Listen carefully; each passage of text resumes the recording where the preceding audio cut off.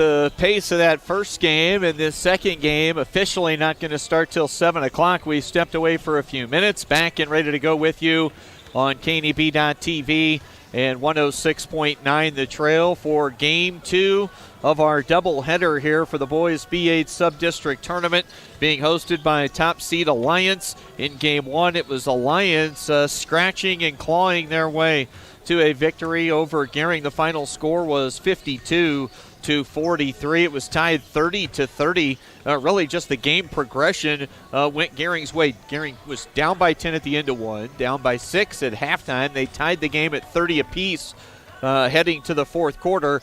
And then Alliance put up a 22-point quarter, really helped out by a bunch of free throws down the stretch. Let me count these up. 3, 12, 14 at the foul line in the fourth quarter. So good free throw shooting from Alliance, and they had about a 4 to 6 point lead when that kind of foul parade started as they went towards the free throw line to close that game out. So Alliance moves into the Sub-District Championship game tomorrow night, where they will take on either Scottsbluff or Sidney. Scottsbluff, the home team with the higher seed. They'll be in the white uniforms tonight, and Sidney will be in the road red tops and bottoms. Both teams are out on the floor right now warming up. And again, let's recap some of the scoring. We gave you that scoring by quarter breakdown for the teams. And, boy, Gering did a great job executing their game plan that was installed by head coach Kyle Cotton with the box and one. And they limited the touches for a good portion of the game. Now, Cason Clark got a few more touches down the stretch in the fourth quarter, and he scored, let's see, in the fourth. He scored, I said he had 11. He had 15. I didn't add up everything properly there at the end of the game. Trying to keep my eyes peeled for Coach Cotton. So Clark led them with 15. Chase King had 14. So they did a better job of finding Cason Clark down the stretch, but he was held in check for much of the ball game. Alliance, though, did put 4 players in double figures. Clark with 15, 14 for King, and then 11 points for Creighton Size, and Jaron Matulka scored 10 for Gering. Just one player in double figures tonight. That was Brett Pazanka. Brenton, playing his final high school basketball game, tallied 16 points in the loss. Jack Franklin, another standout senior, wrapping up his high school basketball career, scored 7. And the other 2 seniors, Austin Mitchell and Hunter Hayden, playing in. Hayden was a big part of tonight's action, scored just 2 points, but plenty of minutes, and was charged with some of the defensive work. Both he and Mitchell running that box and one defensively with the man-on-man defensive work, and they ran many different defenders at Cason Clark tonight and played a physical brand of basketball against him. And it was able to holler down at Michael Baker, the Alliance head coach. He'll come up at halftime, and we'll visit about that ball game and look ahead to possible matchup with either Scottsbluff or Sidney tomorrow night, depending on who comes out with the win. Also spoke with Tyler Shaw, the Sidney head coach, down near the entryway into the gym just a few minutes ago. They'll play this weekend in a district final in C1. They'll play Auburn at Kearney High. And he said, look, we like our matchup. We're going to go do what we do, play defensive basketball, try to find enough points that means we've got more than our opponent at the end of the game on Saturday. And I said, so you're planning on Sidneying it up? And he said, that's what we're going to try and do. So best of luck to Coach Shaw and the Lady Raiders coming up this weekend in that district final matchup. We're looking forward to watching Scott Golyon's Scottsbluff Bearcats and Austin Lewis's Sidney Red Raiders here in the back end of our doubleheader from Alliance. Top seed Bulldogs hosting the boys sub-district tournament this year. We'll step away, and when we come back, we'll hear from Scottsbluff head coach Scott Golyon right after this on the Rural Radio Network. Hey y'all, Heather here with Platte Valley Vac & Sew. Platte Valley Vac & Sew has been a cornerstone in downtown Scottsbluff since 1977. Our family brings over 100 years combined experience in the vacuum and sewing machine industry. We stand behind all of our products with a warranty you can trust and service you can count on. Whether you decide to shop in-store or online at PlatteValleyVacandSew.com, our quality products and customer care shine through. You can buy online, sign up for classes, see a calendar of classes and events, view our newsletter, and stay up to date. Platte Valley Vac & Sew, downtown Scottsbluff, and online to serve you. The Verizon family is full of frowns because they're spending too much for their unlimited data and phones, while the Viero family is all smiles because they're getting 4 lines of unlimited data with 2 free Apple iPhone SE for mom and dad and 2 free LG K31 smartphones for the kids, all for just $100 a month. They're saving so much, they're able to get Fido. Find out how you can too at Viero.com or your nearest Viero store. Viero Wireless, keeping you connected.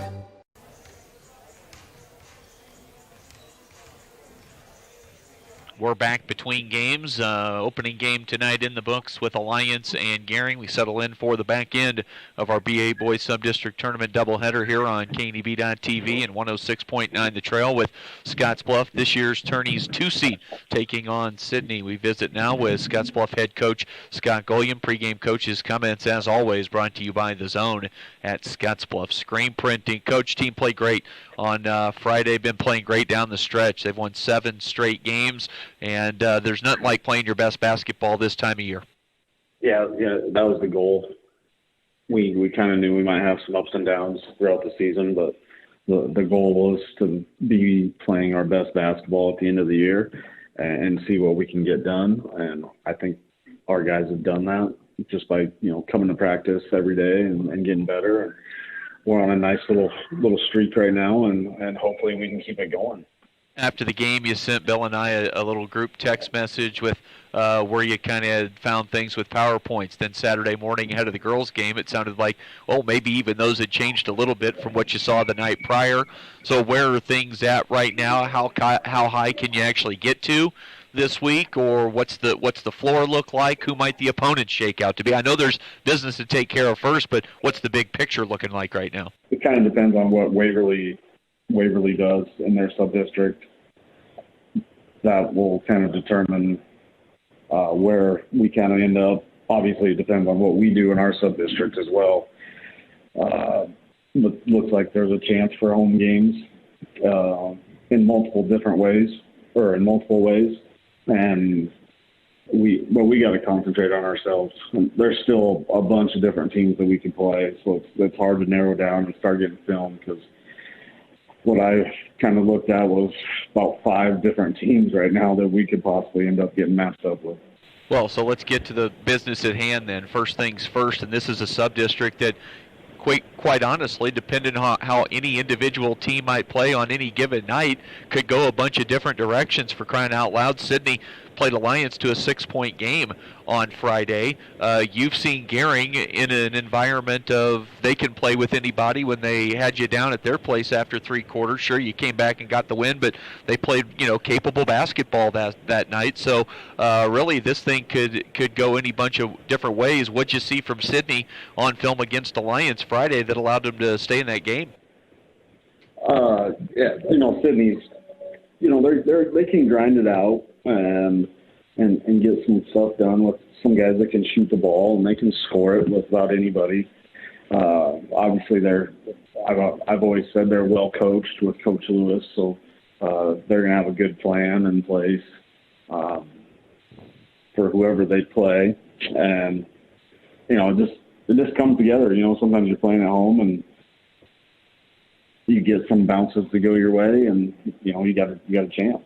Bring up a couple of your kids right now. Sometimes we like to highlight somebody that's done a few things in certain areas, whether it be offense, defense, or just what they mean to the team. Tyler Hari, hey, we knew coming into the year he was going to get a bunch of 3-point shots up and have nights where the ball was going in, but one area where he's been awesome and excelled at every night has been on the glass. I mean, offensively, defensively, rebounding, this kid has a nose for the basketball, doesn't he? Yeah, that's been one of the maybe not surprise, but one of the things that he's done exceptionally well, and probably even better than we anticipated him being able to do it. But he gets himself in a position to get some offensive rebounds, and he rebounds the ball pretty well for us on the defensive end. I think he's averaging about 8 rebounds a game. Off the top of my head, but that's one of the ways he's found able to score when he's maybe having a tough night too, is to still get an offensive rebound. With his height and athleticism, he's a tough box out, and he gets around the rim, he can score it. So it's been great to see him rebound the ball as well as he has. Another kid, Trevor Schwartz, got inserted into the starting lineup around the midway point of the season. And what's he been able to bring to the table? One thing it looks like from my vantage point, he just brings a little bit of an edge and some toughness. He's an undersized big, but he's been a nice find for you as this year's moved along, hasn't he? Yeah, he's able to rebound it for us and just have a little bit bigger player in the game in the middle of that zone. That's kind of been the primary reason he's stayed in the starting lineup, is just I think it makes our zone a little bit better and a little bit bigger. But yeah, he brings a little bit of toughness and physicality in there. Like to see him maybe take some charges or stop trying to block some shots. But he does put a big body right there in the middle that teams have to get around or score over the top of. And we'll get you out of here on this one, finishing up with Scott Gullion, Scottsbluff Bearcats head coach. Had a tip-off here tonight against the Red Raiders. Key to the game brought to you by Team Auto Center, home of the lifetime warranty, and you get that with every vehicle purchase there at Team Auto. So any one thing or two that might stand out that you guys want to come out, establish, and do well tonight? Just like we talked before, defensive end, if we can come out and fly around, I think it gives us a great opportunity to win.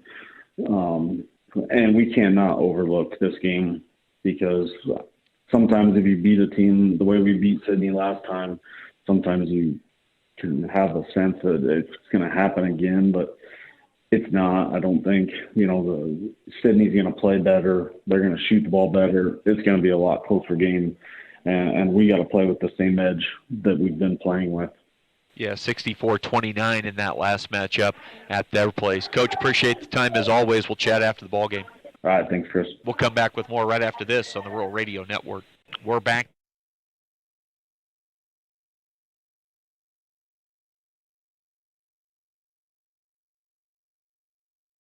No matter what the groundhog says, you'll be mowing before you know it this spring. The best way to make sure you're ready for the first blades of grass is to take advantage of Sandberg Honda's Spring Tune-Up Special.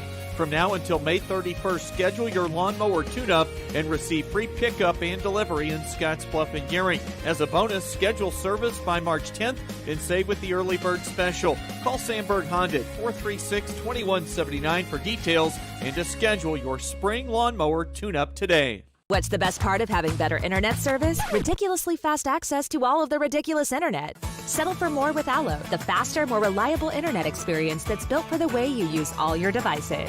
AlloFiber.com/switch today. Allo, settle for more.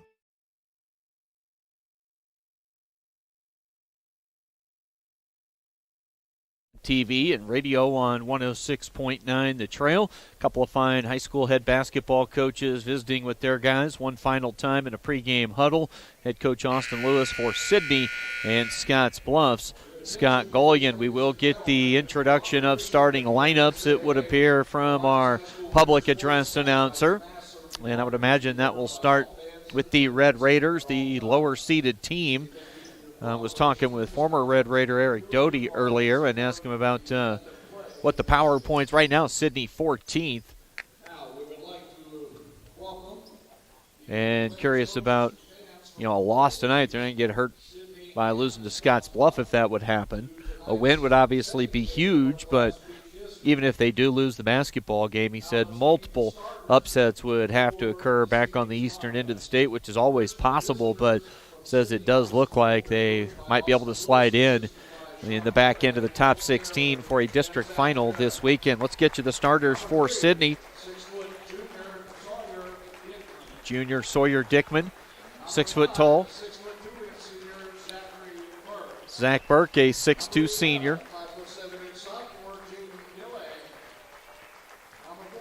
Jaden Dillahay. Micah Schneider, a sophomore, and 6'2 Dylan Gunkel rounds out the starting lineup for Austin Lewis. Sawyer Dickman, Zach Burke, Micah Schneider, Dylan Gunkel, and Jaden Dillahay. Now for Scottsbluff, they're going to be down a man tonight as Ian Mendoza is not with the basketball team. Don't expect him to be with the team tomorrow. Basically a coach's decision on that end of things. So has not been in the starting lineup, but man, he has been a key contributor coming off the bench since having to accept that role early in the season. Scored 23 points on Friday at home on Senior Day, and what was his best game of his career, frankly, was awesome on Friday against Gering. Will not be available for the team here in Alliance. Kellen Harris, a 6'1 sophomore. Tyler Hari, a 6'4 junior. 6'4 senior James Bruner. Tate Talkington, a 6'1 sophomore. And Trevor Schwartz rounds out the starting lineup. Schwartz, a 6'3 junior. Mendoza on the season averaging right around 10 points per game, not with the Bearcats here this evening. 8 minutes are on the clock. We're just about ready for our opening tip, brought to you by Papa Murphy's Pizza at 2801 Avenue B in Scottsbluff. Papa Murphy's, where it's always love, at 425 degrees. Micah Schneider, he's always moving. He's always talking. He's always banging a little bit. He's a crafty dude. Got moving a little too quick into the center circle that time.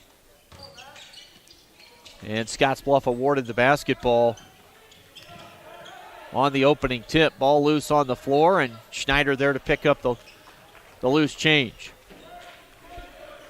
Right side, Burke. Now with it, Dickman. Catching is Schneider, and they take the basketball away. So a couple of early turnovers from both clubs here in the first quarter. Kellen Harris has really been coming on. Tyler Hari cans a three ball. Hari, a 31% shooter from downtown, got that one to go. He averages 13.5 points per game, had 19 on Friday in the win at home against Gering. That final score was 77-58. Burke answers back on the offensive end with a triple of his own to even this game up at 3 apiece here in the early going. Burke and Hari trading three-point field goals. Harris, now Bruner. Schwartz, well, that bounced off a finger, didn't sound pleasant. Bruner catches. Now posting down low is Hari. He's got Burke defending. Bruner has it. Could have gone right back to Hari. Now he will. Cutting is Bruner. Bruner had his shot blocked from behind. Late whistle, and the foul goes against the Red Raiders.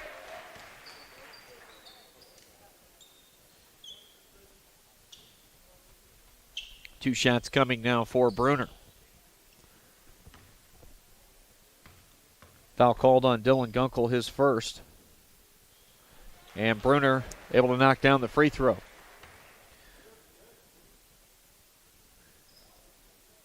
James shooting 33% at the line. Second on the way. That one rolls off. And Sidney will bring it up the floor, trailing by one. Dillahay. Dickman. Scottsbluff staying in that zone that's been so successful for him throughout the regular season. Now it looks like a little 3-2 zone, a little different look. Dillahay shoots over. The three won't go. Bruner up high for the rebound. Here comes Hari. Quick kick ahead to Talkington. Back to Tyler. One dribble, steps into a triple. Can't get that to go. Ball loose, comes off the iron. Who touched it last? They say off Trevor Schwartz.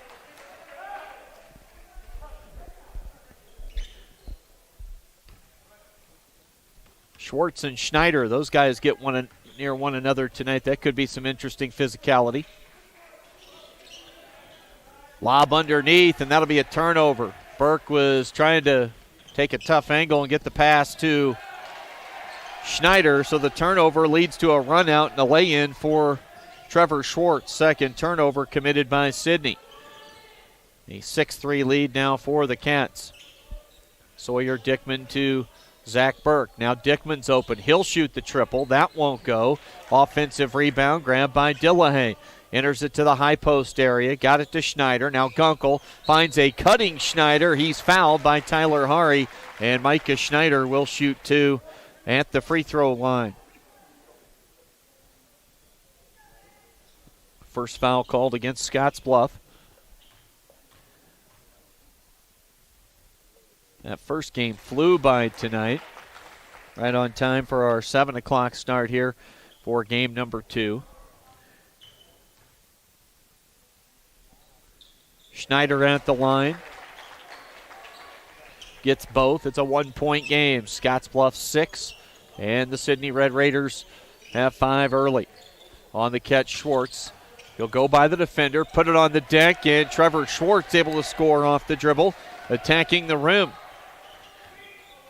Schwartz has 4 points early. Schneider tried to get it to Gunkel, saved inbounds by Burke. Back to Dickman. Dickman with a little floater with the right hand. Wouldn't go. Ball's tipped. And Dillahay kind of let it go, I think. I think he thought Scottsbluff touched it last. But instead, it's Bearcat basketball.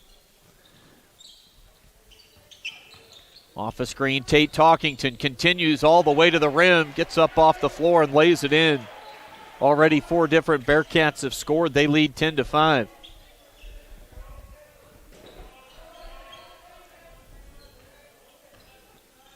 Four minutes and 21 seconds to go in the first quarter. Schneider lofts a pass to the right corner. On the catch is Burke. Good leave underneath. Extra pass from Gunkel to Micah Schneider. Schneider has 4 here early. 10-7 the lead for the Cats. It's Kellen Harris. Harris picks up his dribble. Ball tipped. Dillahay gets the steal. Scottsbluff second turnover. Schneider gives it back. No, he'll give it to Dickman, who gives it to Dillahay. Right back to Sawyer Dickman. Bounce pass to Zach Burke. He'll take another. Can't knock down the deep 3. And the rebound grabbed by Scottsbluff. Kellen Harris will push into traffic. Ball is loose on the floor. Kellen thought he was going to pick it up. Instead, it's Sawyer Dickman. Third turnover for Scottsbluff. Dickman on the push. Saved inbounds by Schneider, who's going to get the basketball. It's Schneider. It was Gunkel that saved it inbounds. Now Gunkel gets another tip, and Scottsbluff struggling to clear on the defensive glass here on this trip. Down the floor defensively.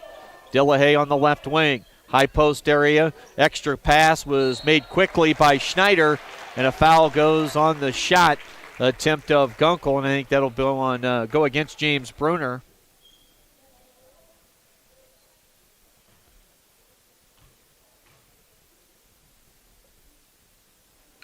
And Gunkel off the mark on the first. Jacob Dowse comes in, a sophomore.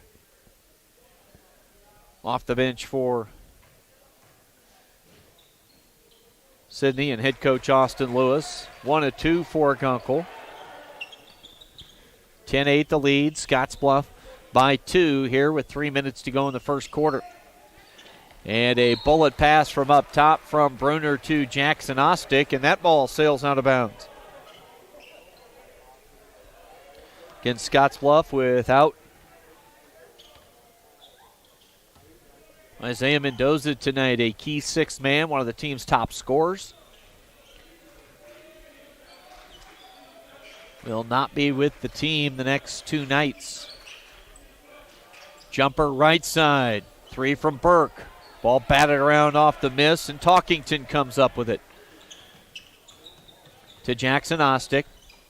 Now to Talkington.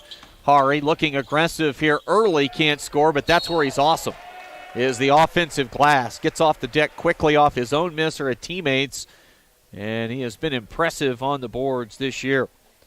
Averages about 8 rebounds per game.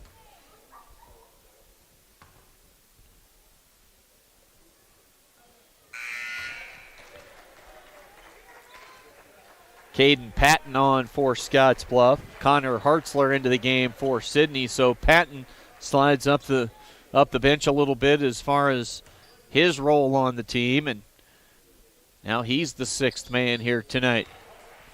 7th man, I guess, technically, with Ostick the first man off the bench. Either way, Patton now into that heavy 7-man rotation.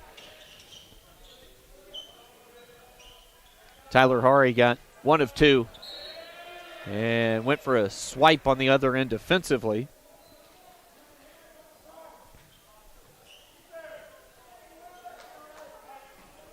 It'll stay with Sidney, 2:17 to go. Hartzler wide open, missed everything with about a 15-foot jump shot. Ball loose, again picked up by the Red Raiders. Schneider's three, too strong. Tipped out, and finally Scottsbluff able to clear with a defensive rebound with Trevor Schwartz. Schwartz steps into a three, and he's grimacing as he's walking back down the floor, not because of an injury. He didn't like the smell of that shot he took as it sailed out of bounds, clipped the baseline, and here comes Sidney back into the offensive end. Burke to Dickman. Dickman, I think, has only had the one shot inside the paint. Hartzler, and a reach-in foul called against Scottsbluff. Schwartz was in the area. Also in the vicinity was Caden Patton, and the foul will go on Patton. Kellen Harris back on, and it'll be Schwartz taking a seat on the Scottsbluff bench. We'll visit with Alliance head coach Michael Baker at halftime after Alliance survived tonight against Gering. Sawyer Dickman's three out of the left corner. Wouldn't go, ball tipped up, got near the rim, eventually into the hands of Tyler Hari. Hari will bring it himself to Talkington, into the corner. Harris. This is where Harris's true breakout game occurred this year in their road win here against the Alliance High Bulldogs. Late last month. 11-8, still a 3-point margin for Scottsbluff. They stay in a zone defensively, 2-3 look. High post, Douse now right side with it. Now Dickman feeds Zach Burke. That three's up, wouldn't go. Offensive rebound. The stick back, they'll get a third crack at it. 0 for 3 on this trip down the floor for the Sidney Red Raiders, as Wyatt Heckenlively couldn't hit the third shot opportunity. Underneath, it's Hari. Here turns middle with a quick jump hook. Wouldn't go. Offensive rebound. Got tipped right into the hands of Hari, and he goes up and scores it on the second go-around on that possession. 13-8, 33 seconds to go in the opening quarter. Burke to Dickman. Dickman. Now Burke again. Two defenders run at Zach Burke. They'll move it left side. They had Hartzler open for a moment underneath, but I think that was Hari that got a hand on that pass and tipped it away out of bounds. Schwartz and Bruner come back on. Talkington and Hari will sit.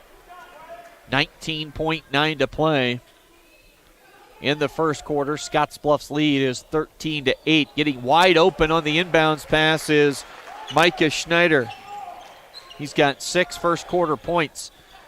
Caden Patton launches from deep. That's off the heel of the iron. 6 seconds to play in the quarter. Big opportunity here for Sidney to get a little closer. Tie.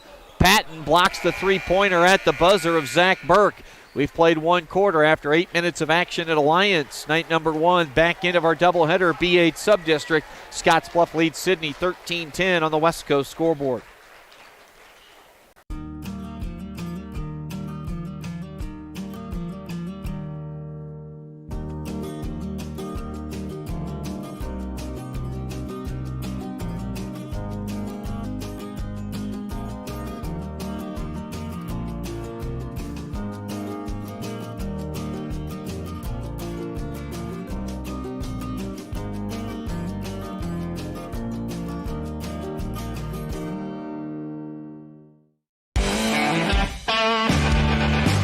Welcome to Kelly's, home of the Valley's best selection of wine, spirits, and beer. Whether you're brand loyal to the tried and true brew or really enjoy trying something different and new, Kelly's has something for everyone. Family owned and operated and right on your way on West 27th Street in Scottsbluff. Kelly's Liquor. If you can't find it at Kelly's, it's not worth drinking.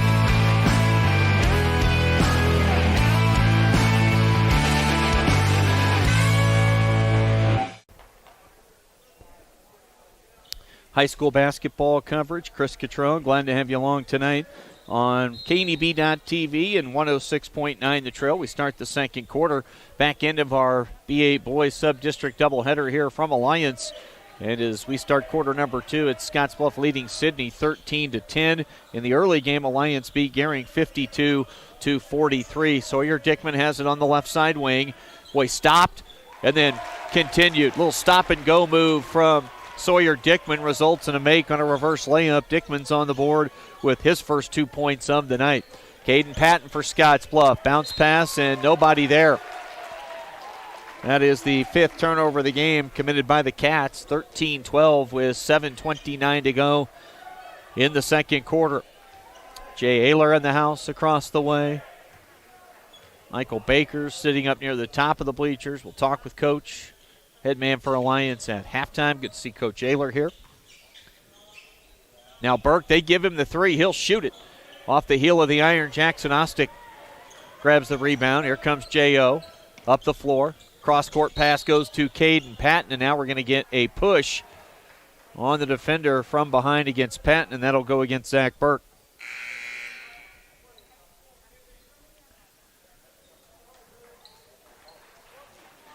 One matchup this year between the two, and it was no contest. 64-29 as Scottsbluff won big on the road at Sidney a few weekends back. Hari on the catch and shoot triple. Buries it. Tyler Hari has 9. 16-12. Jaden Dillahay jab steps against Jackson Ostick. Underneath, off the square. There's a good look. And finishing is Jacob Dowse, the sophomore. 16-14. Hari. Now Bruner, they give him plenty of space. Now it's Ostick.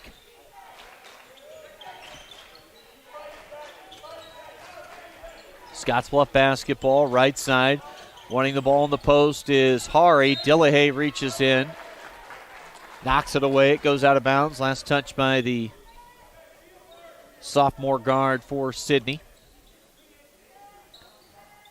Hari lobs it in to Schwartz. Jackson Ostick. Now Bruner. He'll fire the three ball. Kind of mixture of rim and backboard when that thing got close. Into the hands of Schneider. Burke on the drive off the square. Zach Burke ties the game at 16 apiece.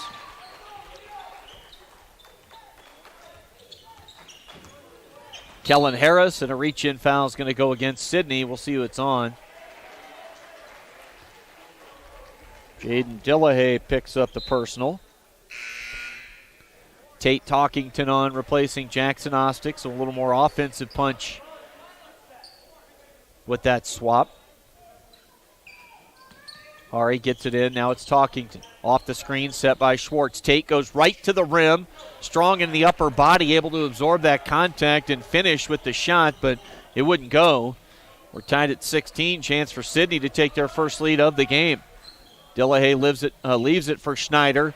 That pass too tall. Coming down the paint was Dowse, and Scottsbluff gets it back off the 4th Sidney turnover. 5:20 to play in the half. We're tied at 16. Kellen Harris thought about the deep three. Now it's Hari. He dribbles his way into a three-point attempt. Tyler Hari is feeling it early tonight. He's got 3 threes in the half, 12 points in the first half. Still 5 minutes to play in the second quarter. He's got 6 already. Schneider holds, gets along the baseline, throws it right to Tyler Hari. A foul in the backcourt, and that's a key whistle as Zach Burke picks up his second.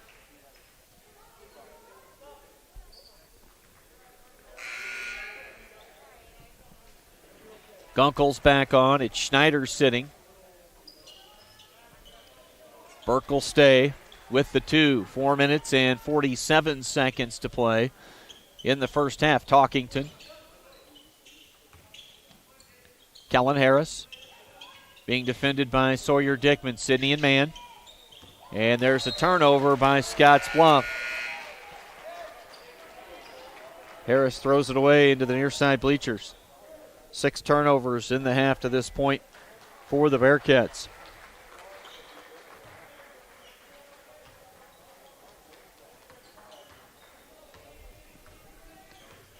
.4:30 to go here in the half. Dillahay. Bounce pass gets it back to Dickman. Now right side. Dickman now top of the key. He'll fire it. Heckenlivey's three sails over the iron and out of bounds. Ball goes back to the Bearcats with that 3-point lead, 19-16. Jackson Ostick leaves it for Tate Talkington.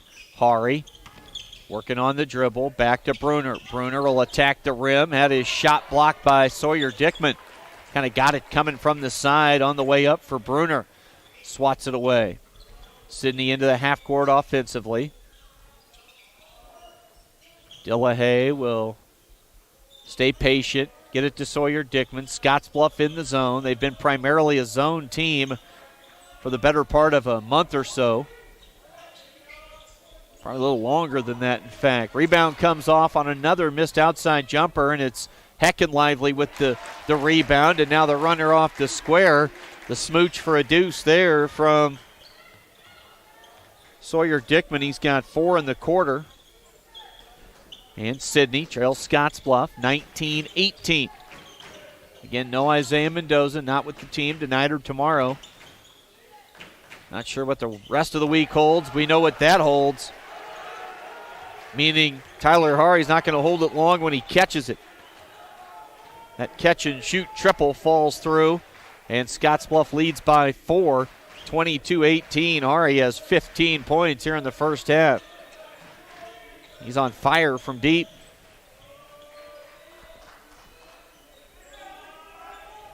Down to 2:42 to go. Douse, tough angle shot, double dribble. Turnover committed by the Red Raiders. Scottsbluff will get it back, leading by 4. Earlier tonight, Alliance defeated Gering 52-43.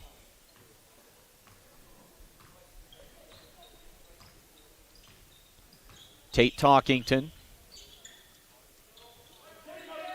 Now along the baseline, Hari on the catch. Can't finish, grabs his own miss. Second opportunity, rolls off the iron. Still loose, Sawyer Dickman has it. Dickman throws it out of bounds. Kellen Harris will come back on. Tate Talkington will sit now for the Bearcats. We're going to get a timeout taken by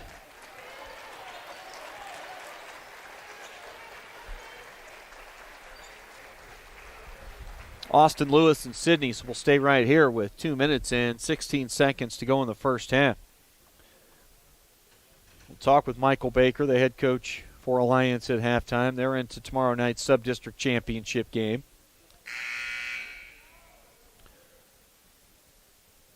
Right now, Sidney hoping for no upsets in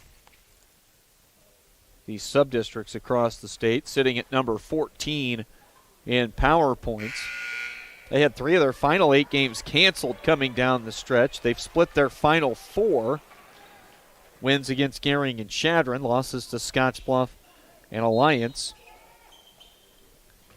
And that was a close one on Friday, 53-47. They hung right with the Bulldogs. Scottsbluff basketball, 22-18. They lead it. Tyler Hari. 2 defenders near. Hari on the dribble. The finish, count it, and a foul. Tyler Hari is running things so far tonight for Scottsbluff. Already with 11 in the quarter. And quickly, Talkington will come right back in, replacing Trevor Schwartz. Tyler Hari has 17 first-half points. Misses at the line. Offensive rebound. Hari, why not? Can't knock down the long ball. Grabbing the miss is Dillahay. Douse was reaching in, and he pulled his hands away quickly to avoid a travel call with 2 teammates clutching onto the same ball. Skip pass. Now Schneider, he looks opposite. Dickman dribbles into traffic, lost his footing, and then lost the basketball. 4 turnovers in the quarter for the Red Raiders, 24-18. Up top is Talkington, leaves it for Bruner. Bruner, he gets the basket. James Bruner's got 3 points. That's his first basket of the game. And 26-18, Cats have their biggest lead here of the ball game to this point. Sawyer Dickman bouncing it over to the right side on the catch was Cam Leeling. Dickman now in the corner. It's Micah Schneider. Schneider gives to Dickman. 53 seconds to play in the first half, I should say. Sawyer Dickman on the right side. He'll float one up as he approaches the baseline. It comes off to Tyler Hari, who continues to just really work the glass, both ends of the floor. Jackson Ostick, a dribble handoff with Tate Talkington. Tate dribbling up top, right side Ostick. Posting is Bruner. Had the defender on the front side. Good look. James couldn't finish at the rim with the layup. Schneider the rebound for Sidney. 22 seconds to go in the first half. Scottsbluff's got their biggest lead of the night to this point, 26-18. We'll visit with Alliance coach Michael Baker coming up at halftime. Get his thoughts on his team's hard-fought victory tonight against Gering. Under 10 seconds to play in the half. Dickman. Sidney wants the final shot of the half. Dickman in the corner. Dillahay, 3 seconds to go. Back to Dickman. He lost Hari. Got the shot away off the iron. It will not go. 2 quarters complete tonight. These teams head to the locker room here at halftime, and it's Scottsbluff leading at the break. The score is 26-18. We'll step away and come back and visit with Alliance head coach Michael Baker right after this. Who is Hydrotex? Hydrotex manufactures and distributes over 300 different high-performance lubricants, including fuel conditioners, hydraulic and transmission fluid, and more. We've been helping customers improve their operations for more than 80 years with products made in the USA. We sell directly to customers and can even deliver right to your door to offer excellent service and value. Our products are made to exceedingly extend drain and grease intervals to reduce maintenance and labor costs to improve the budget. Whether you're in a factory, farm fleet, or like to go fast, Hydrotex is here to help. Visit your local Hydrotex dealer in person or online today. This chair is way too big. It's perfect for us. This one's tiny. That's 'cause it's mine. Hey, this chair is just right. This bed is way too hard. It's perfect for me. This bed is way too soft. Just what I needed. This bed is just right. So come on over to Leeds Heads. At 21st Century Equipment, we're proud to introduce the new Build Your Own tool. Build the John Deere you've been wanting and see how affordable it really is. Visit 21stcenturyequipment.net to build your own compact utility tractor, mower, or gator. It's easy to add implements, attachments, and view financing options. Build the exact tractor for your needs at a price you can afford, all from the comfort and safety of home, with the new Build Your Own tool at 21stcenturyequipment.net. We're back at halftime here, our boys contest, the back end of the doubleheader at Alliance High School. Scottsbluff at the break with a 8-point lead on Sidney, 26-18. Always good to catch up with friend of the KDB Sports Department, Michael Baker, the head coach for the Alliance boys basketball team. Coach, first off, good to see you. Glad to be at your gym. And I know you like playing these sub-district tournaments at home. It's got to feel good to be on your home floor, I guess. It is. Yeah, we've had only 6 home games, so wow. It's been nice to be here for today, tomorrow, and then Saturday as well. So it's nice to be off a bus and just stay home. Well, let's talk about this opener for you tonight. Gering came out with a real solid game plan. I thought, in talking with Coach Cotton this morning, I got the sense it was empty the tank and throw whatever he could out on the floor to give his kids a chance. They went to the box and won, and it looked like, they were running any sort of defender they could on the man side and then being real physical with the zone defender that was near him. What were you seeing as far as the way they handled Kaysen? Yeah, we were ready for that because Coach Cotton did box and 1 and triangle 2 last year, and so we were thinking they'd do that, and our kids did a pretty good job executing our box and 1 offense in the first half. We just were missing shots, and so we just went away from that and went back to some of our more traditional zone offense stuff, and then we got the ball on the baseline. Chase King is a really good passer. He made some nice passes and Kaysen finished. So I'm really pleased with our kids because when it's 30-30 with 45 seconds to go in the third, it's nervous time, but our kids made a lot of nice plays, but obviously a lot of credit goes to Gering because it would have been really easy for him not to come over here and play very hard. We drilled them 3 weeks ago, but I was pretty sure Gering was not going to do that. They've got too much pride and too much fight. Coach Cotton does a nice job with them, and it was a kind of game you really need. You really don't need a 25-point win. You need to grind one out and find different ways to win, and so we haven't had to win one like that yet, and so that was good for our guys. Well, you mentioned 30-30. You were up 10 at the end of 1. It was a 6-point game at halftime, and it kept trending their direction, tied at the end of 3. And you guys did a great job at the free throw line down the stretch. Yeah, I think we were 14 of 15 for the game or something like that, so I was pretty sure if we could just get to that point, our ball handling is good enough. If we get a lead with 3-4 minutes, we're going to be okay, but it wasn't it was in doubt. It was questionable, and so I was pleased for our free throw shooting and our execution down the stretch. Now, are you a guy that crunches numbers or has someone that crunches them for you? Say you win tomorrow, does that secure the top seed? If you lose, what can you drop to? How's it looking? There's too many variables.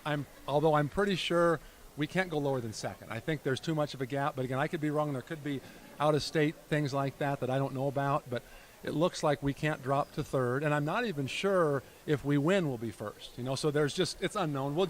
Somebody will tell me tomorrow. I've got film ready to go on 3 or 4 teams, and so we'll get ready for that tomorrow night after this game. Yeah, I'm the same way. Somebody shoot me a text message, or I'll check the brackets the next morning when they're official, and I'll figure out where we're headed. I tell the kids not to look ahead, and so I shouldn't do that either. I got to focus on. We focused on gearing yesterday. We'll focus on the winner of this game here tonight, and then we'll find out who we're playing from Eastern Nebraska. But they're coming out here. That's the good thing for us. Coach Lewis does such a great job with Sidney over the years, yes. And this team looks like they've gotten better as this year's gone along. They gave you a real dogfight, didn't they? We handled them pretty easily right before Christmas. 20 points before we subbed, and it was similar to this Gearing game. It was in doubt mid-fourth quarter. Their guards are much improved, and when you're playing sophomores, they're going to be comfortable by the end of the year. They've had 20 varsity games, whereas in December it was their first go for it. So, yeah, Coach Lewis has them going, and who knows what they're going to do this second half. When you look at the amount of talent that has come through the Scottsbluff program that Coach Gollion's been able to coach, and then you look at this team and the development they've gone through from start of the year to now, I've said this has got to be up there with his best coaching job when you look at the talent he's coached along. Now, sometimes it's harder to coach really good players, but in December, they were really hesitant. They were unsure of themselves in the 2 games we played and some of the film, and so yeah, there's no substitute for winning, and they've won, 6 or 7 in a row now. So they're feeling pretty good. They're confident in the zone.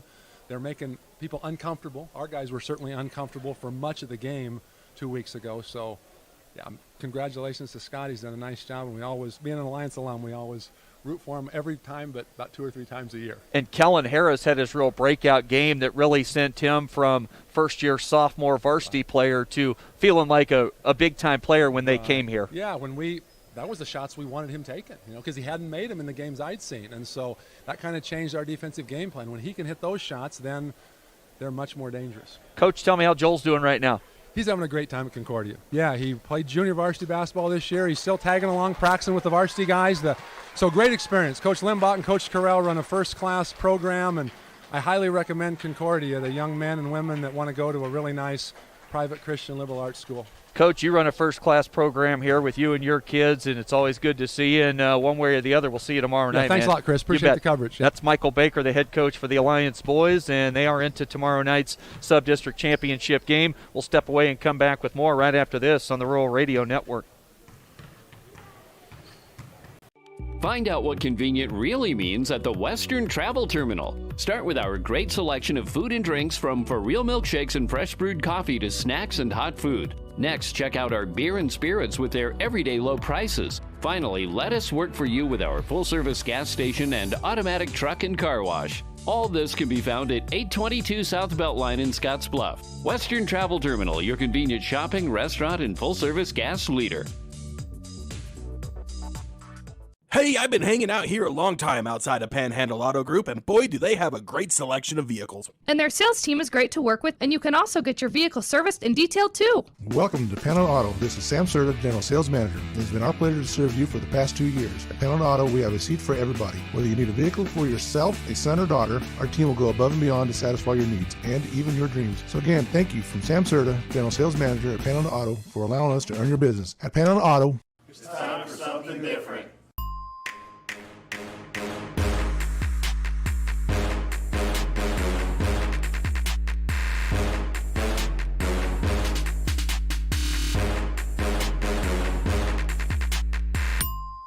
Hydrozen. Unplug and recharge. What is Hydrozen? It's total body relaxation. It's total body recharge. It's floating weightless on water. Floating your aches, pains, stresses, and worries away. Hydrozen is a revolutionary new therapy using Epsom salt saturated water as a way to relax and rejuvenate your body. And it's now available in Scottsbluff. It is for most ages and has many benefits to the mind and body. Visit hydrozenfloat.com or call us at 308-63-FLOAT.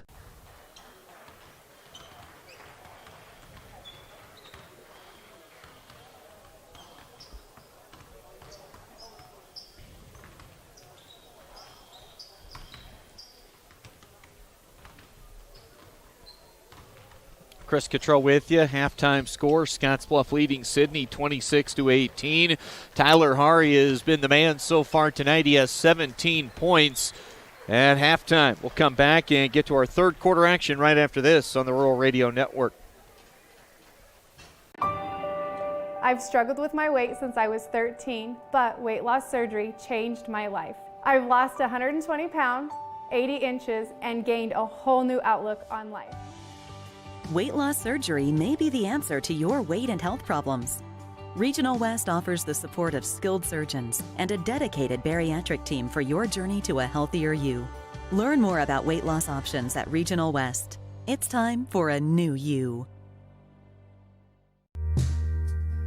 For more than 162 years, FNBO has been with you where you are.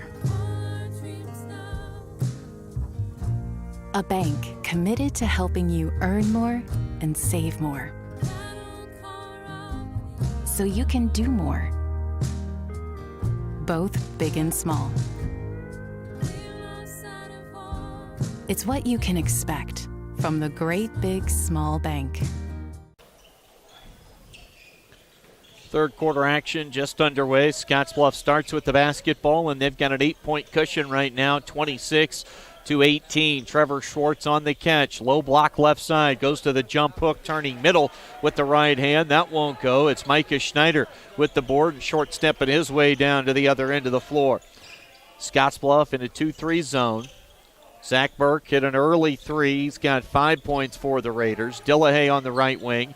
Does not look for his shot often. Dickman gives it to Burke. Burke picks up his dribble. Sawyer Dickman. Now Dillahay. Holds. He'll go in the corner to Gunkel. Back to Dillahay. He'll bounce it over. Out high left side to Dickman. They'll lob the pass back to Jaden Dillahay. Scottsbluff in the zone.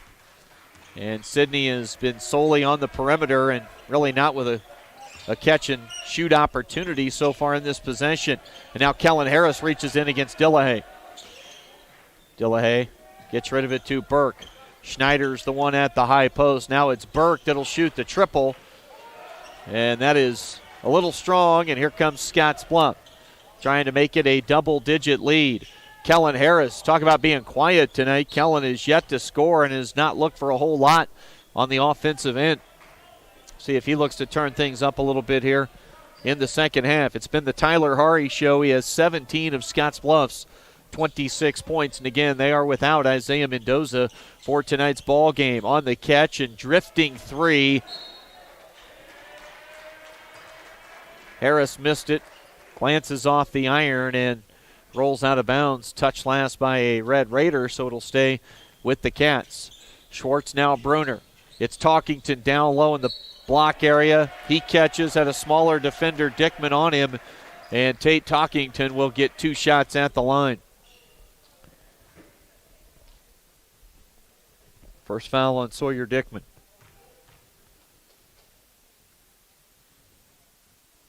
Talkington so far this year at the line shoots 61%.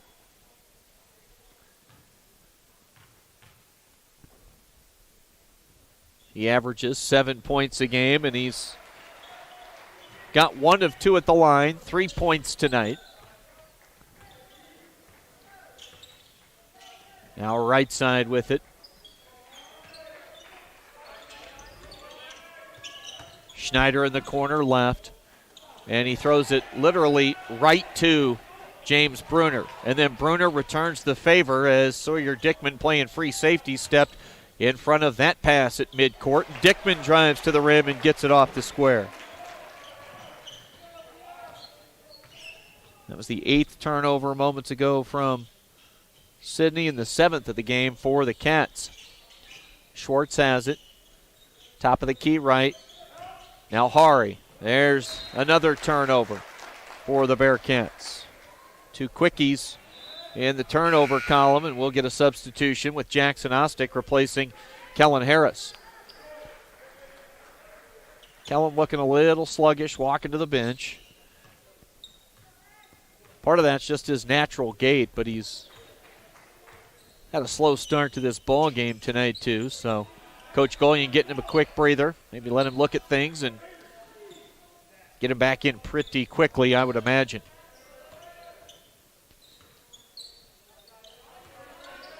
Dickman to Dillahay. Doesn't look for the shot often and misses that three. Rebound to Trevor Schwartz. Ostick, and now we're going to get an offensive foul. As Ostick gave the ball up and then kind of barreled through the defender. Foul on Ostick.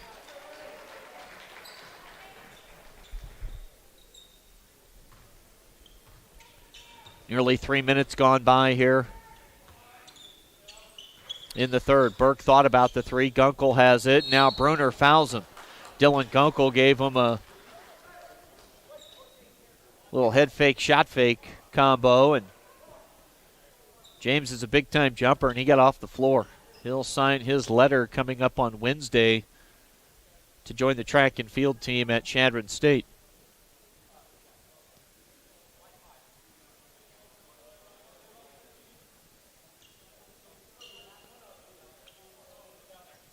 They're trying to get the foul situation sorted out. That foul was on Bruner on the other end of the floor. I think the scorer's table need to make sure it was on Jackson Ostick, which it was. Sidney inbounds to Burke. Right side Dickman. Back to Zach Burke. Burke puts it on the floor. And with it now is Sawyer Dickman. Schneider. Burke open, but they close out quickly with the zone. Now Douse. Nothing going on for him at the high post. Looks around everywhere. Gets it right back to Sawyer Dickman. Now Dickman. There's an open three. Passing it up was Schneider. They'll throw cross court. Dickman on the drive. Whistle and a foul. Sidney making a lot of extra passes in that sequence, and they'll wind up with 2 shots at the line for Sawyer Dickman. 27-20.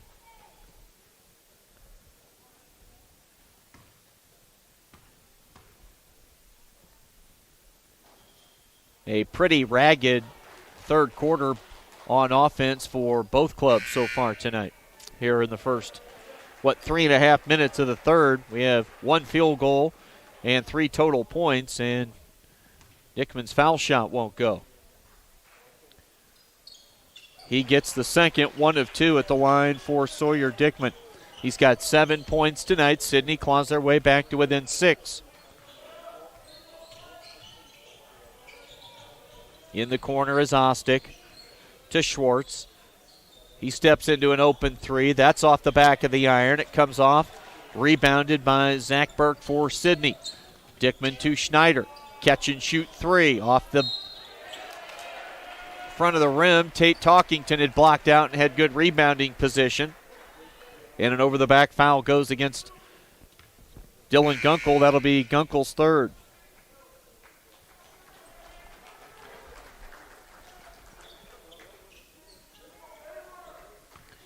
Gunkel will take a seat. Connor Hartzler re-enters the game. 27-21. On the catch down low. Good find by Tate Talkington. He's just a heads-up, smart, high IQ player, and he got it to Schwartz, who finished. Trevor's got 6. That play was made by Tate Talkington. Back to an 8-point lead, 29-21. Good look from Douse, and he got it to Hartzler. Connor Hartzler with his first 2 points of the game. 29-23. Can Sidney come up with a stop and score and get a little bit closer on the drive? Kellen Harris back into the game, and that was an aggressive move that we've seen from Harris here coming down the stretch. His first 2 points of the game. Scott Golian says, show me more of that young fella. At the stripe, mid-range jumper for Jacob Douse. His game's come a long way since the beginning of the season. Talkington wide open. He'll shoot it off the backside of the iron. A rebound for the Red Raiders. 2 minutes and 46 seconds to go here in the third. Burke. Scottsbluff still in the 2-3 zone. Burke, one dribble inside the arc. That made the defense move just a little bit and created an open look for Dickman, who can't knock it down. Hari brings it across the timeline. Tyler picks up his dribble up top. Ostick. And threw it between 2 teammates, Schwartz and Hari. I think each thought it was going to the other, or maybe it was just a pass from Ostick that no one could get to. Whatever it was a turnover. Sidney basketball, 9th turnover of the game, committed by Scottsbluff. I've got Sidney down for 8. They'll get it to Hartzler along the baseline. Dickman now top of the key. Scottsbluff staying in the zone. Dickman to Schneider. High post, Douse. Had his shot blocked. Ball loose. Who wants it? Ripping it away is Hartzler, and now we're going to get a jump ball. Quick whistle because that could have been a Sidney basket. They'll take the possession arrow, though, and inbound from the baseline with Dickman into Burke. Douse, now Hartzler, baseline, turnaround shot wouldn't go. Hartzler the O board, open look. Hartzler with the feed, Burke with the tray. Zach Burke's got 8, and that makes it a 3-point game, 31-28. Kellen Harris stays aggressive, goes to the rim. That time he didn't use the square. Kicked off the back of the rim and turns into a Sidney transition opportunity, but the Cats get back defensively. Burke, now Douse, looks opposite to Schneider. Schneider, Burke for another. Couldn't tie it. Caden Patton's on. He gets it to Kellen Harris. Scottsbluff now trying to run a little bit. Nothing doing. Sidney's back in the half court defensively. 70 seconds to play in the third quarter. It's a 3-point game. Tyler Hari had 17 points at halftime. He's scoreless so far here in this third quarter. Caden Patton's tray clangs off the iron. Here comes Dickman, 55 seconds. In transition, Zach Burke with the layup. Good find from Sawyer Dickman. 5 in the quarter for Burke. He's in double figures now with 45 seconds to play. Third quarter action. It's a 1-point game, 31-30 Scottsbluff. Patton missed the 3 last time down.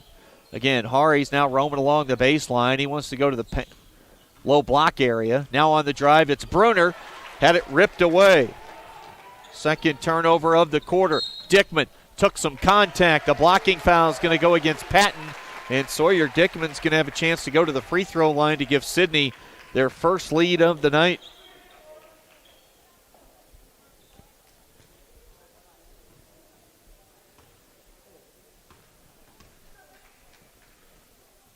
With 23.8 seconds to play in the third quarter, on the make from Sawyer Dickman, we're tied. He's 2 for 3 at the line. Talkington and Schwartz are on as Bruner and Ostick check out. 23.8, 31 apiece here. Game 2 of the Sub-District Tournament. Alliance a 9-point winner here on their home floor against Gehring.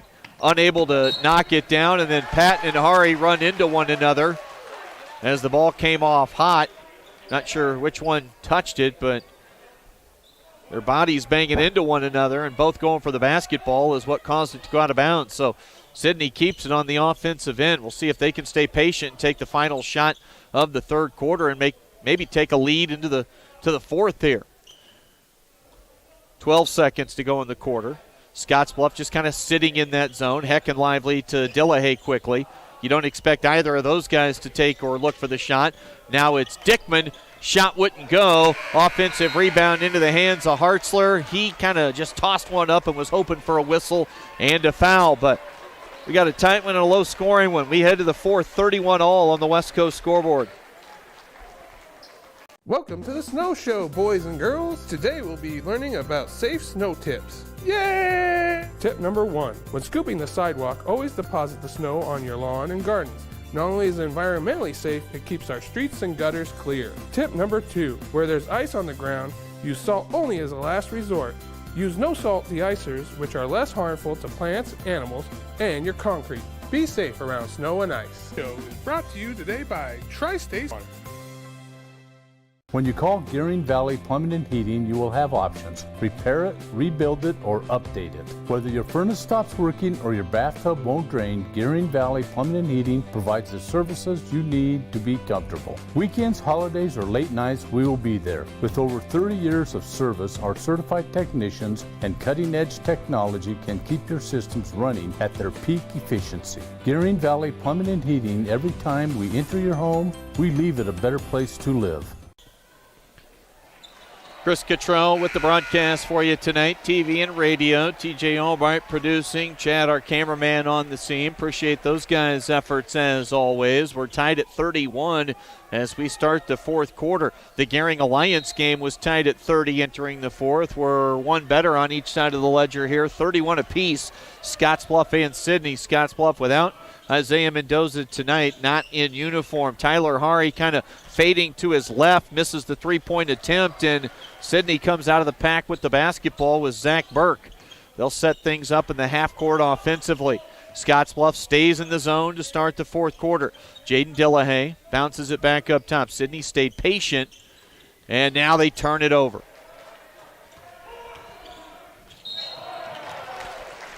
And now Scottsbluff gets sloppy with the ball near midcourt. That's their 10th turnover.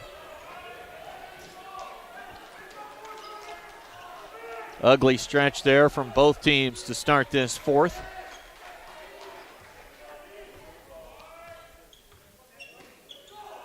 Dillahay. Talkington's got those long arms. He can get some deflections. Now, Kellen Harris turns it over. And then he gets it ripped away by Dickman. Dickman tosses it up, and a foul goes against Trevor Schwartz. Harris, great play defensively. Dickman answered him right back and took his rock. Each team with 11 turnovers unofficially. And now Dickman at the line, and he gives Sidney their first lead of the night.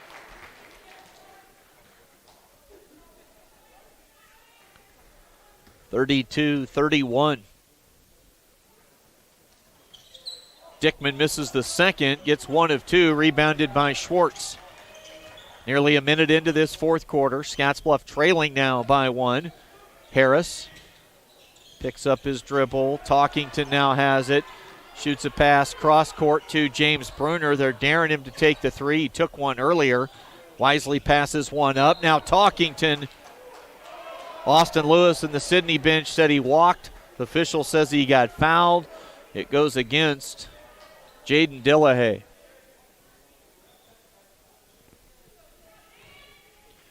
And now Scottsbluff trying to surge back in front. As Talkington sinks the first. He's 2 for 3 at the line, 61% on the season. Tate's second. Scottsbluff leads it 33-32. Nip and tuck here as we come down the home stretch of this sub-district semifinal game. Jaden Dillahay attacks the rim. Tyler Hari attacks the mat with the basketball on the block shot. On the drive from Jaden Dillahay. Dickman will inbound to Burke. Burke, high arcing three. Sidney leads by 2. Zach Burke has 13 points. Biggest lead of the night now, albeit at just 2. Leaning in, we're tied. Tyler Hari has his first points of the second half. 30-second timeout taken by Scott Golian. Sidney got the big bucket from Burke. Hari comes back quickly and answers. And we've got ourselves a dandy here, 35 all with 6:23 to go in the fourth quarter. Just shy of 8 o'clock tonight. Glad to have you on KNEB.TV. Coverage on 106.9 The Trail as well. And streaming online at KHYYFM.com. Our TV coverage on Allo Channel 15 and Mobius Channel 1500. Everybody playing hard here tonight, all 4 teams. There's no doubt about that. Gehring left it all on the floor. Played a box and one, trying to do their best to contain Case and Clark, and they did. Held him to under his season average. I had him down for 15, and he had 7 of those in the fourth quarter. Scottsbluff goes to some full court pressure. Looks like they might want to attack Jaden Dillahay. Instead, it's going to be Dickman. And he'll bring it up behind the back pass. Nifty give that time to Dylan Gunkel, who finishes with the layup. Red Raiders go back in front. Pretty dish that time from Dickman, and now we get a whistle and a foul away from the basketball, and that's going to go against Gunkel, and that'll be his fourth. He's prone to foul trouble.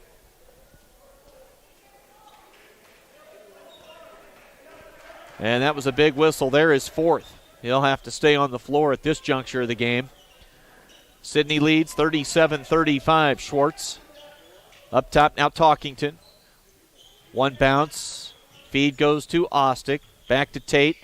On the drive, the attack, and it rolls in. Boy, Tate's got some surprising ups and able to lay that one in to tie the game up. 4 in the quarter. He's got 7. Zach Burke thought about the step back three. Now Dillahay with it. Dickman. Big bucket for the Red Raiders. Sawyer Dickman. That's the third three of the half for the Red Raiders. Zach Burke has 2, and now Dickman has a tray. Driving along the baseline is Tyler Hari. Anytime he touches it, he's staying aggressive. And they'll say that foul was on the floor. Scott Golian pleading his case for some free throws right now. Hands on his head in disbelief. Coming loose underneath and scoring. Nice feed from James Bruner. Passing from out high. Got it to Talkington, and Tate elevating his game here in the fourth. He's got 6. 1 point lead for Sidney. Micah Schneider backs his man down, loses the basketball, tosses it up, and it goes. Micah Schneider has 8. Back to a 3-point lead for Sidney, 42-39. Tyler Hari to Talkington, and a bump, and a foul is going to go against Zach Burke. I've got him down for 3. Let's see if I've been doing my job. It is his third. Dillahay will sit. And Bruner to the bench for Scottsbluff. So for the Cats, Hari, Talkington, Schwartz, Ostick, and Kellen Harris. Dickman, Burke, Schneider, Gunkel, and Dowse right now for Sidney. Unable to tie it. Offensive rebound. The missed 3 from Hari. The putback wouldn't go for Schwartz. Now we get a foul called going against Kellen Harris for Scottsbluff.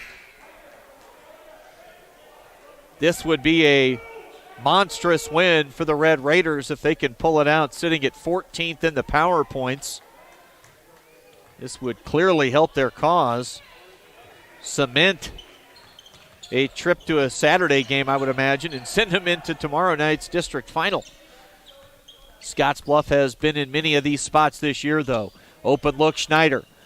He'll drive, cut off, had it knocked away. It'll stay with Sidney. I believe this is their first opportunity with the ball leading by 3, trying to go up by 2 possessions. Sawyer Dickman inbounds it to Zach Burke. Burke thought about the step back 3. Schneider hands it backwards to Dickman. Dickman out high, now on the drive. Throws a lot of English on it off the square, and it goes in. Sawyer Dickman has 6 in the quarter, 14 for the game. Scottsbluff back starting to get pushed back against the wall a little bit right now. They trail by 5 with 3:30 to play. Kellen Harris off the mark with the 3. It ricochets into the hands of Zach Burke. He nearly lost it on the dribble. Now Sidney with it, and a 5-point lead with 3:20 to go in the game.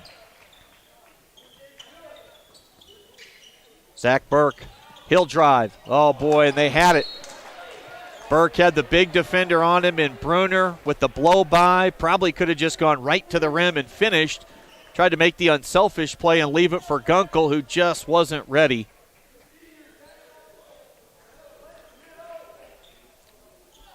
Let's remember that. 3:12, and Sidney had a chance to go up by 7 And instead they turn the basketball over, and can Scottsbluff get a little bit closer here and really start to put the pressure on Sidney.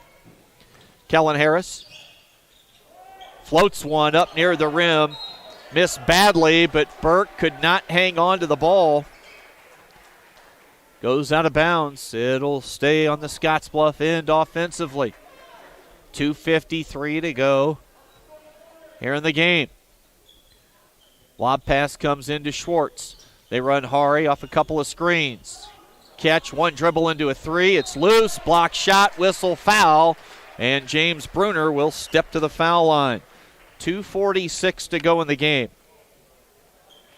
Isaiah Mendoza set a single game record with 8 steals on Friday. Not available, not with the team in uniform tonight, and they could use some of that real good perimeter defending.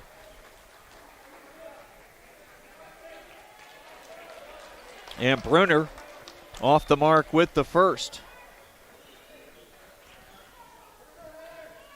Scottsbluff lucky to even have James at the line right now. And he misses the second. Ball caroms off near the corner. Grabbed there by Connor Hartzler. 2:41 to go as Sawyer Dickman brings it across into the front court. And Sidney now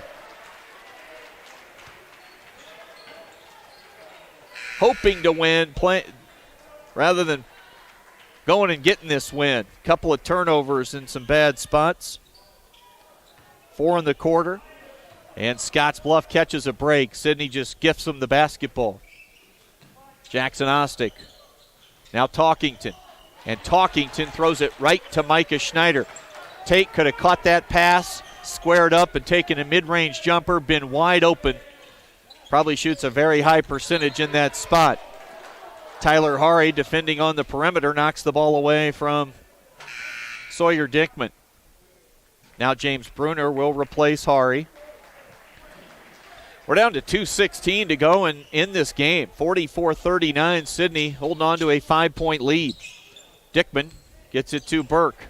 Burke will dribble through traffic and save the basketball. Didn't mean to, but kind of just threw it off James Bruner's face, and Schneider and Burke went right to James to offer a helping hand up. Inbounds pass comes to Dowse. And now Sawyer Dickman. That's who Sidney's going to feel the most comfortable with handling the basketball. They run 2 defenders at the ball handler. Burke gives it to Dickman.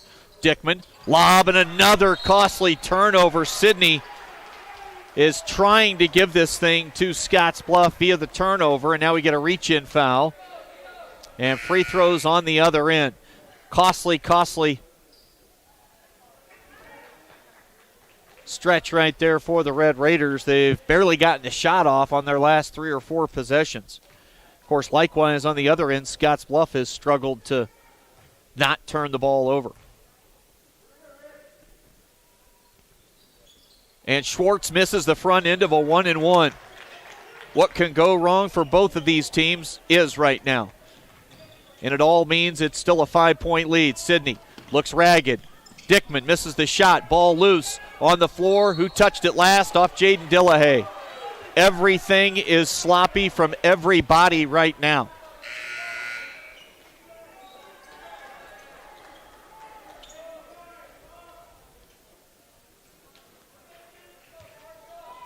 Who can make a winning play on either end for either team right now? Kellen Harris, bumped by Dickman. You just can't do it. That's just a bad foul. And now some freebies for Kellen Harris, who struggled mightily tonight. And the last thing you want for Sidney is to see Kellen Harris be able to put the ball in the hole, which he does at the line. Sometimes a scorer just needs to see it go through the rim, and that's what happens. A full timeout, 1:34 to go in regulation. Sidney leads 44-40 on the West Coast scoreboard.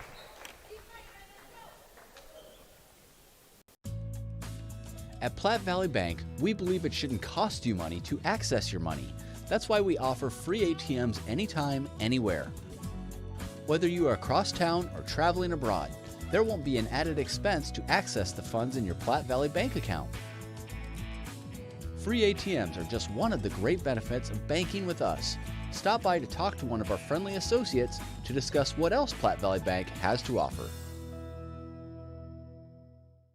Western CPAP Supply has earned an impeccable professional reputation within the Wyoming and Western Nebraska region. Helping you get a good night's sleep is our passion.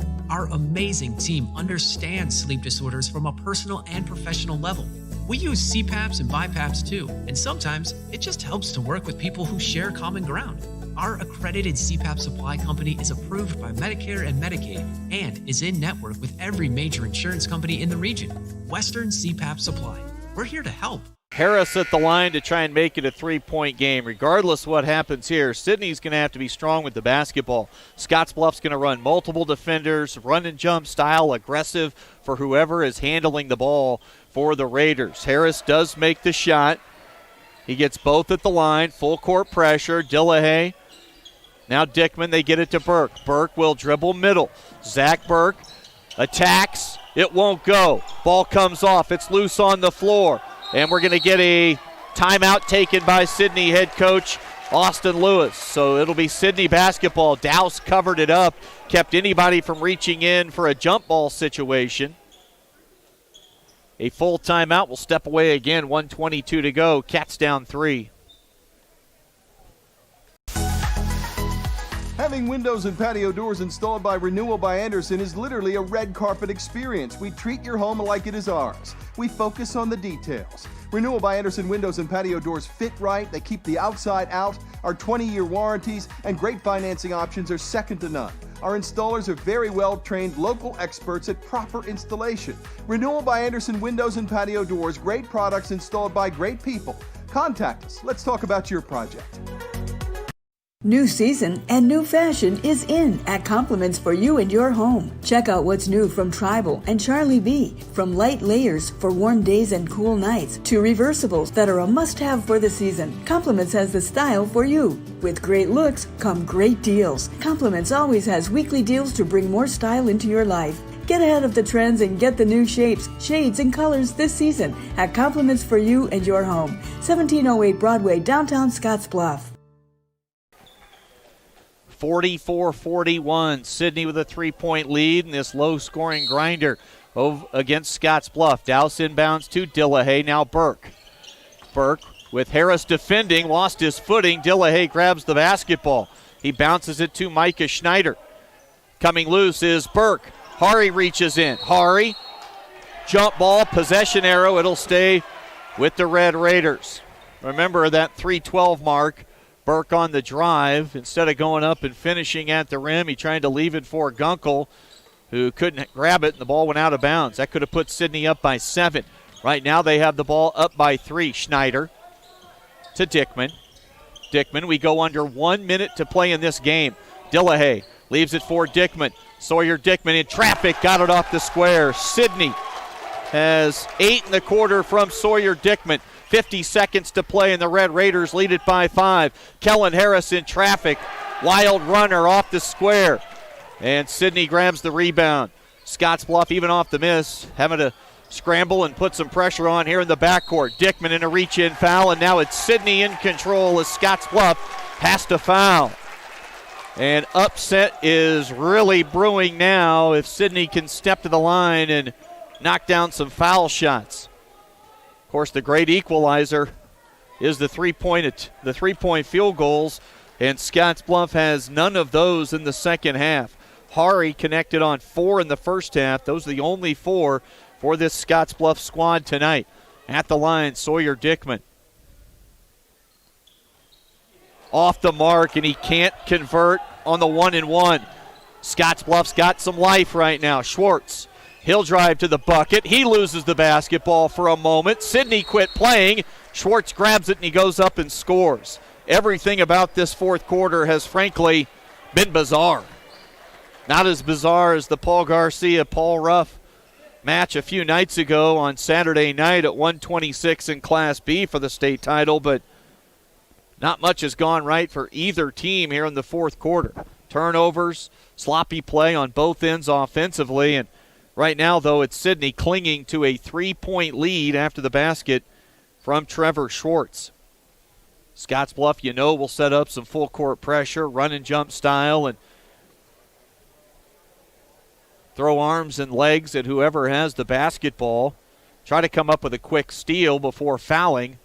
I would imagine at least they'll probably make Sidney get the ball across the timeline before they foul. One possession game, 26-23. Can Sidney stay composed, have the belief, and get the job done? Can Scottsbluff do what they do? Jose Rodriguez comes onto the floor now for some late game pressure defensively. Coach Golian trying to pull out all the stops right now. Sawyer Dickman will inbound. It comes to Dillahay. He gets it to, and now Sidney across the timeline. They go at Dowse with 17 seconds, 17.5 to play. So Sidney accomplished the first part right there, and that was handle the pressure, get the ball across the timeline, and force Scottsbluff to foul them. Now can they hit a shot at the line? Still going to be a 1-and-1 opportunity. And Jacob Dowse, this is huge. Biggest free throw attempt, I'd have to imagine, for this sophomore. And now a full timeout taken. 17.5 to play. We're back with a great finish right after this on the Rural Radio Network.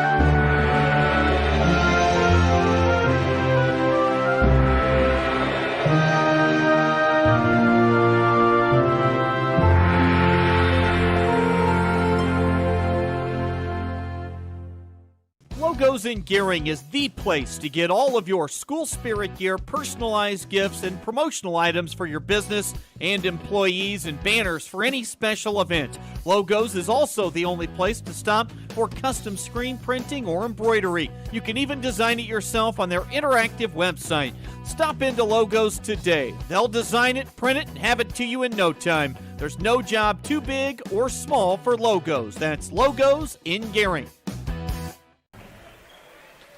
Huge free throws coming for sophomore Jacob Dowse for Sidney. At the line on the night, Dowse has not attempted a foul shot. He has 4 points. Solid-looking young player. Can he come up big when his team needs him at the line? He can't. Misses the front end of the 1-and-1. Scottsbluff can tie with a 3-ball. Kellen Harris, the pitch back play, and they bump Tyler Hari. So that's the 10th foul. Sidney has had so many opportunities to really put their foot on Scottsbluff's throat here in the closing moments, and they have been unable to do so. And now it's Scottsbluff with Hari at the line. And Tyler calmly hits the first.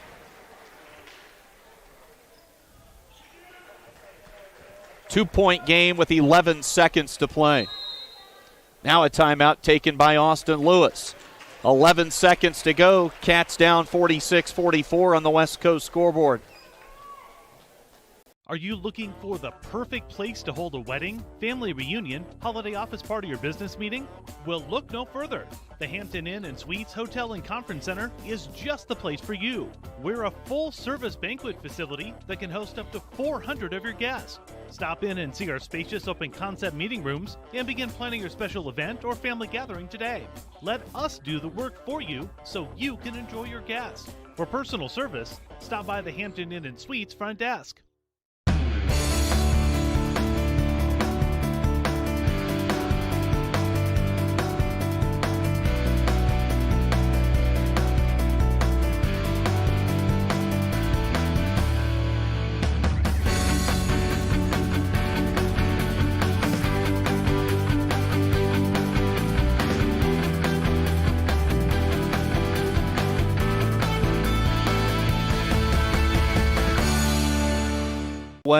He misses. Ball comes off. It's grabbed by Sawyer Dickman. Now they sprint at Jaden Dillahay, and they foul him with 7 seconds to go. This is another opportunity for the Red Raiders to come very close to putting this game away. Can Dillahay step to the line? They've missed back-to-back front ends of 1-and-1s that would have been very, very crucial. Now it's Dillahay's turn.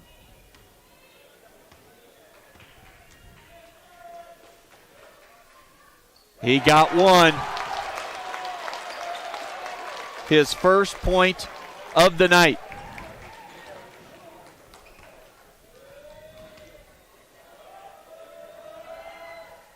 The sophomore stays composed and hits both. Huge shots for Jaden Dillahay. You cannot foul a three-point shooter if you're Sidney. They fire away, just a few ticks left on the clock. Sidney wins it. They will storm the court in celebration. The Sidney Red Raiders beat Scottsbluff tonight 48-44 on opening night of the boys B-8 Sub-District Tournament. And they head to the locker room, many of them, in a hurry. The final, Scottsbluff falls tonight to Sidney 48-44. Clutch free throws in the closing seconds from sophomore Jaden Dillahay. A sloppy fourth quarter. No one from Sidney is going to remember that. They get the win over the second-seeded Bearcats tonight, 48-44, and this will cement Scottsbluff, I would imagine, going on the road, no doubt, for a district final on Saturday. Post-game show coming up right after this on the Rural Radio Network. Fly United Airlines, operated by SkyWest with Western Nebraska Regional Airport. United is dedicated to going the extra mile for you with daily flights to and from Denver, along with a commitment to excellent service. Reserve your flight today, and remember, United miles can be earned and redeemed with your flights. While at the airport, stop and enjoy authentic Italian food at Roma Italian Restaurant. Plus, Hertz Thrifty Car Rental is there for your car rental needs. Make life easier, relax, and get on board with Western Nebraska Regional Airport. We do two pictures just like we've done in the past, one straight down and one from the side, but it's better in the fact that they're going to get called back less, there's greater accuracy, and it's a lot easier to find it in dense breasts. A woman should start getting their mammos at age 40 every year, and 1 in 8 people get breast cancer, so it's the best way to find it is early detection.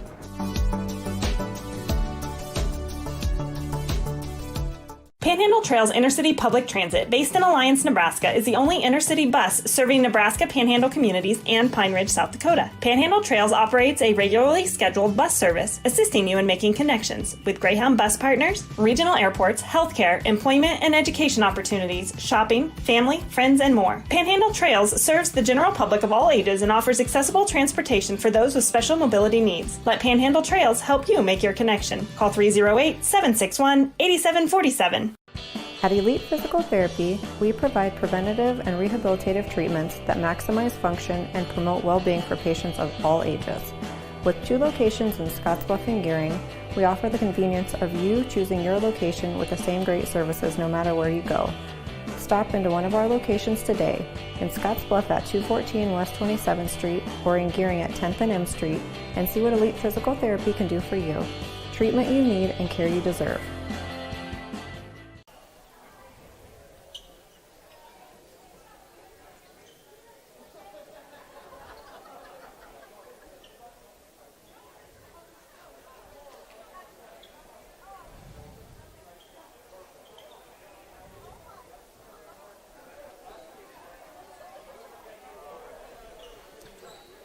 Sidney with a bit of a shocker here tonight, opening night of the boys B-8 Sub-District Tournament, and Alliance won game 1 over Gearing by the final of 52-43, and now Sidney stuns Scottsbluff. The final score 48-44 as Jaden Dillahay steps to the line, and Sidney found someone to hit a couple of clutch free throws after a pair of missed front ends of 1-and-1s, but Dillahay, 2 clutch buckets for the sophomore, 2 clutch free throws, I should say, for the sophomore. And with those 2 makes, that made it from a 2-point game to a 4-point game with 7 seconds left, and that pretty much sealed the deal. As Sidney, speaking of seals the deal, they are locked in now. You'd have to imagine no matter what happens tomorrow night, they will not fall out of the top 16. A monster win tonight for Austin Lewis's team. And again, Scottsbluff was without Isaiah Mendoza, obviously throwing a wrench into the plans of Scottsbluff's rotation and their key guys. So just a tough one to stomach right now for the Bearcats, to be sure.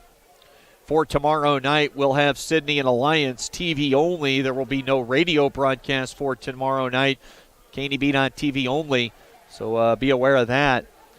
And we'll visit with Scott Golian right after this on the Rural Radio Network.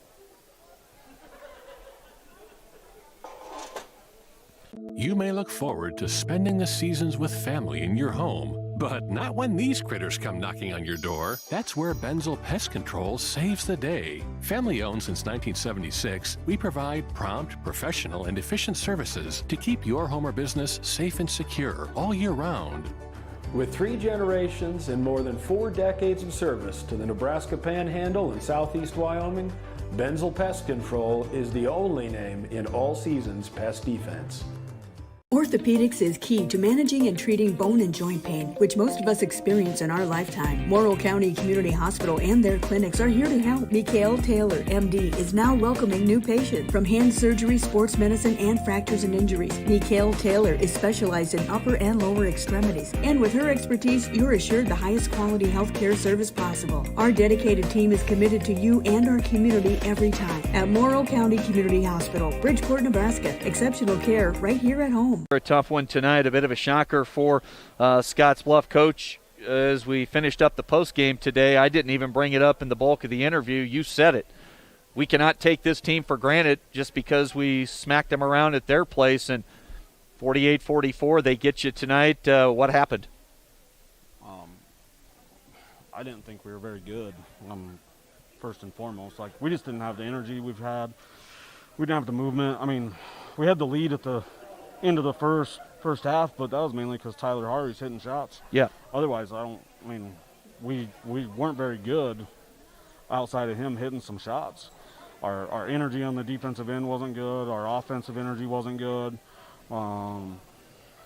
We just kind of went through the motions, I thought. I don't really think we overlooked them, but they did some good things and made plays.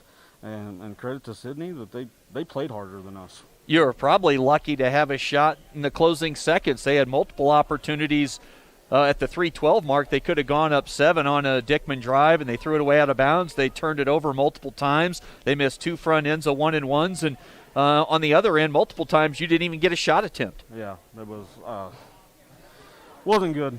Just to put it bluntly, that's not what we've seen from this team in the last month or so. I don't know if I did the best job coaching as I could have tonight, and so I was right there with our players, and just as a whole, our team wasn't very good tonight, and sometimes that happens, but to come up like this in this game with the stuff that's on the line was frustrating and disappointing. So I guess at this point, you mentioned Tyler. He had 20. He hit all 4 of your threes, and all of those came in the first half. No 3-point field goals in the second half. You had 2 baskets is all from the field in the third quarter. And I guess, it's just one of those ugly nights. It was a struggle. They did a good job defensively, I think, getting into us and not allowing us to get some of the stuff that we were trying to get to. But, I think it comes back to us as well. Just not having quite the energy and level of confidence that we've seen. Went 8 for 16 from the free throw line. That's 50%. If we score, that can't happen. When you get to postseason, free throws come up huge, and we just didn't do things that we needed to do. And this is a team that really probably they've played well and fed off some energy with the home crowd here of late. And being on the road tonight, this place was pretty quiet for much of the night. And, not that, we're not making excuses, you know how much it plays into it, but there wasn't much energy to help them along tonight either. But we have to do a better job of bringing that ourselves. Yeah. Because we've played in, this wasn't the quietest gym we've ever played in this year or ever. And so we'll just have to find a way to create it from the bench, but really we just never got going on either end tonight and made it hard to get some energy. You definitely probably did not have a practice schedule scripted out for tomorrow. No, I usually do it the day of anyway, so it's not that big a deal. But we're going to get back to work for sure, and that's all we can do. Yeah. And the good thing is, I told our guys, is the only good thing is this isn't the end, and wouldn't have been a very good way to go out and for the season, just the way that they've played. They'll get one more chance, and never know. Coach, I'll let you go. I know it was not what you wanted to see out on the game floor tonight, and I'm sure your kids would agree it wasn't what they expected to see or thought they'd put forth out there tonight as well. So we'll talk to you late this week and saddle up and at this point be taking a road trip for a district final. More than likely. Yeah. All right, man. Appreciate it. All right. That was Scott Golian. We'll come back with more, give some scoring totals right after this on the Rural Radio Network.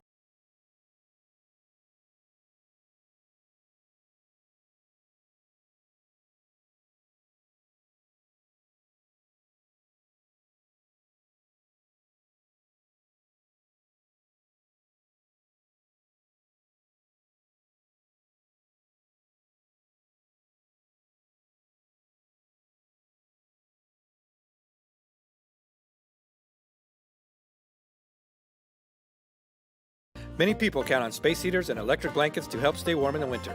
Here are a few safety tips. Space heaters need space all around them. Only buy space heaters that are tested and labeled by a national recognized facility. Before using a space heater or electric blanket, inspect the cord for cracks or warm spots. Finally, turn off electric blankets when not in use. Space heaters and electric blankets can provide needed comfort or can be deadly if not used with care. So use caution this winter season. This message is brought to you by Chimney Rock Public Power District, your touchstone energy partner, the power of human connections. Visiting with Mike Glessinger real quick. Yes, Mike, we'll be here. TV only. Nita said we could leave our stuff, and we'll be saddled up and ready to see you tomorrow night. It'll be Alliance and Sidney for the Sub-District Championship after the Red Raiders stun the Bearcats here tonight. Final score 48-44. Let's get to some scoring totals for both teams. For Scottsbluff, Tyler Hari was the offense tonight. He had 20 of the team's 44, and 17 of those came in the first half. So no points in the third and just one basket in the fourth. 9 for Tate Talkington. Trevor Schwartz with 8. 4 for Kellen Harris, who struggled, and James Bruner finished with 3 points. You heard Coach say 8 of 16 at the line. I had not added up those numbers, but there are a lot of single dashes here with no ones underneath them on my score sheet. So free throw shooting a real struggle spot tonight for the Cats. Also, you need to make sure we credit Sidney and head coach Austin Lewis. Their kids came to play, played with a lot of intensity and effort. Sawyer Dickman had 16. Zach Burke finished with 13 points, 8 in the game for Micah Schneider. Scattered with 2 apiece. Connor Hartzler, Jacob Dowse, 3 for Dylan Gunkel, and also 2, and they were huge. Jaden Dillahays, only 2 points of the night, came on 2 clutch free throws with 7 seconds to go. We'll come back and start to wrap things up right after this on the Rural Radio Network. Are you looking for the perfect place to hold a wedding, family reunion, holiday office party, or business meeting? Well, look no further. The Hampton Inn and Suites Hotel and Conference Center is just the place for you. We're a full-service banquet facility that can host up to 400 of your guests. Stop in and see our spacious open-concept meeting rooms and begin planning your special event or family gathering today. Let us do the work for you so you can enjoy your guests. For personal service, stop by the Hampton Inn and Suites front desk. When you call Gearing Valley Plumbing and Heating, you will have options. Repair it, rebuild it, or update it. Whether your furnace stops working or your bathtub won't drain, Gearing Valley Plumbing and Heating provides the services you need to be comfortable. Weekends, holidays, or late nights, we will be there. With over 30 years of service, our certified technicians and cutting-edge technology can keep your systems running at their peak efficiency. Gearing Valley Plumbing and Heating, every time we enter your home, we leave it a better place to live. TJ Albright. We will be back tomorrow evening for television coverage for Sidney and Alliance for the B-8 Boys Sub-District Championship ball game. That'll be tomorrow night. We'll have pregame starting at 5:45. Might try and catch up with what we visited with Michael Baker at halftime of this game. We'll pull that, run that in the pregame. Might try to visit with Austin Lewis sometime in the morning as well and get his thoughts on this big win and how they plan to attack Alliance tomorrow night, who's number 1 in Class B power points. Scottsbluff entered tonight at number 9, and that is not going up, obviously, at this point, as they've pretty much secured themselves a home game, or a road game, with tonight's effort here against the Red Raiders. For TJ, for Chad, appreciate those guys' help. As always, Chris with you, wrapping it up for tonight. We'll be back tomorrow again. Pregame starts at 5:45. TV only tomorrow night. KNB.TV coverage only for the B-8 Sub-District Championship game with Alliance and Sidney. That's a wrap from Alliance tonight. We'll talk to you tomorrow. Good night, everybody.